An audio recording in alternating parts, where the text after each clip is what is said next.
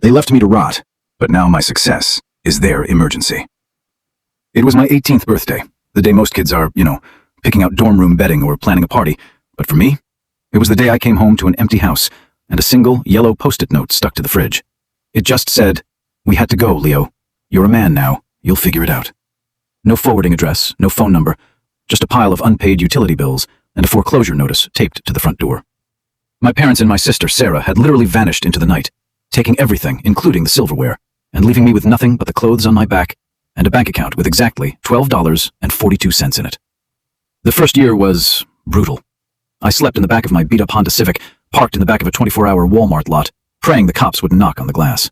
I washed my hair in the sink of a gas station bathroom and lived off of dollar menu cheeseburgers and the kind of desperation that either breaks you or turns you into a machine. I chose the machine. I worked 3 jobs. I scrubbed floors, I hauled junk, and I taught myself to code on a library computer during my lunch breaks. Fast forward 10 years, and things look a little different. I'm 30 now, and I own a boutique software firm in downtown Austin. I've got the penthouse, the Tesla, and a life I built brick by agonizing brick, without a single happy birthday text from the people who shared my DNA. Then, about a month ago, I made the cover of a local business magazine. The Tech Phoenix of Austin, they called me. It was a nice write-up, mostly about my unconventional start, though I kept the homelessness part vague. 3 days later, the email arrived. "Leo, honey, we saw the article. We are so incredibly proud of the man you've become. We've missed you every single day. Please, can we talk? Love, Mom." I stared at that screen for an hour, my hands actually shaking. No apology, no explanation, just, "We missed you." Like they'd just stepped out for a pack of cigarettes and got lost for a decade. I ignored it. Then came the DMs from Sarah. "Leo, don't be like that. Mom's been crying herself to sleep. We had reasons for leaving, okay? It's complicated. We're family. Family is everything." The audacity was almost impressive. I finally agreed to meet them at a high-end bistro near my office, mostly because I wanted to see their faces when they realized I wasn't that scared 18-year-old boy anymore. When I walked in, they were already there, looking, honestly, pretty rough. My dad had aged 20 years, and Sarah was dressed in fast fashion that looked like it had seen better days. They tried to hug me, but I stayed behind my chair, stone-faced. "Let's skip the small talk," I said, my voice as cold as the ice in my water glass. "Why are you here?" My mom started the waterworks immediately. "Leo, we were in so much debt back then. We thought if we left, you wouldn't be tied to our failures. We did it for you." I almost laughed. "You did it for me? By leaving me to face a foreclosure alone? By letting me sleep in a car for a year?" "We didn't know it would be that hard," Sarah snapped, her true colors leaking out. "But look at you now. You're rich. You're a success story. And honestly, Leo, we really need that success right now." There it was, the hook. It turns out, Dad had gotten into some bad investments again. Sarah had 3 maxed-out credit cards, and they were about 2 weeks away from being evicted from their rental. They didn't want a relationship. They wanted a bailout. They had the nerve to ask for $75,000 just to get back on their feet. "Family helps family, Leo," my dad said, leaning in like he was giving me some great piece of wisdom. "You've got more than you need. It's only right." I sat there, looking at these 3 strangers, and for the first time in 10 years, the hole in my chest finally closed. I didn't feel sad anymore. I didn't even feel angry. I just felt done. I pulled out my wallet, took out a $20 bill, and laid it on the table. "What's this?" Sarah asked, her eyes lighting up like a vulture. "That's for the appetizers," I said, standing up. "And since you're so big on advice, here's mine." I leaned over the table, looking my father right in the eye. "You'll figure it out." I walked out of that restaurant without looking back. My phone blew up for a week with texts calling me selfish, heartless, and a monster. I blocked every single one of them.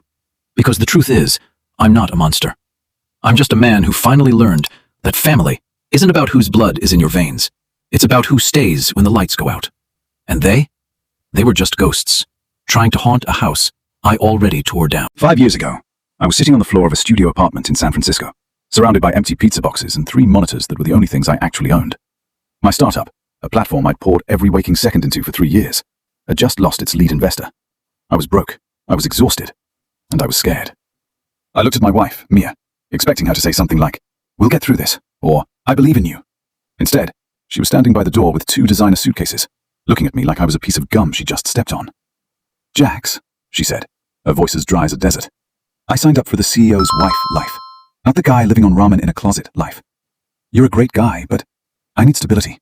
I need someone who actually has a future." She left that night. 2 weeks later, I saw a photo of her on Instagram, in the Hamptons, on some guy named Greg's yacht. Greg was a safe bet.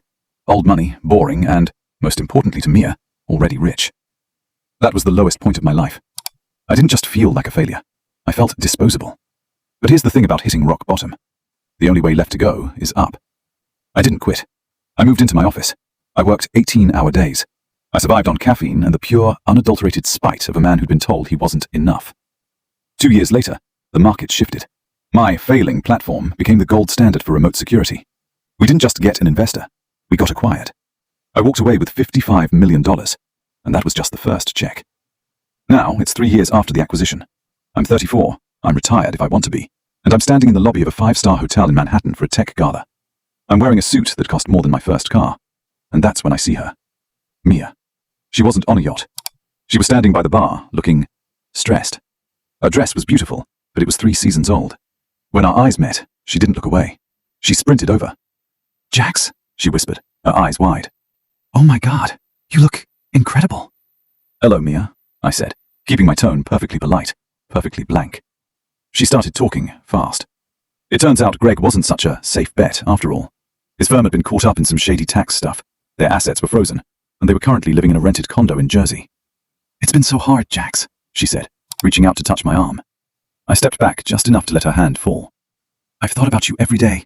I made a mistake, a huge mistake. I was young, I was pressured. I didn't know what I was losing." I just watched her. She was waiting for me to say it was okay. She was waiting for the welcome back hug. "You didn't lose anything, Mia," I said, tilting my head. "You traded it. You made a market value assessment of my life, and you decided I was a bad asset. You were just wrong about the timing." "Jax, please," she said, her voice cracking. "We're soulmates. I know it. Can we just grab a drink? Just to talk? I'm in a really bad spot. Greg he's not the man I thought he was." I looked at my watch. "I'd love to help, Mia, really, but I have a stability issue." She blinked, confused. "What do you mean?" "I only invest in things with a proven track record of loyalty," I said, flashing a quick, sharp smile. "And your dividends? Well, they're at an all-time low." I signaled for my driver, who was waiting by the glass doors. "Good luck with Greg, Mia," I said, turning my back on her. "I hope the safe bet works out for you eventually." As I stepped into the back of the car, I felt nothing. No anger, no satisfaction, just peace. She didn't leave because I was a failure. She left because she was a passenger. And me? I'm the one driving now. Would you like me to write a story focusing on a different type of comeback? Perhaps involving a professional betrayal or a sibling rivalry?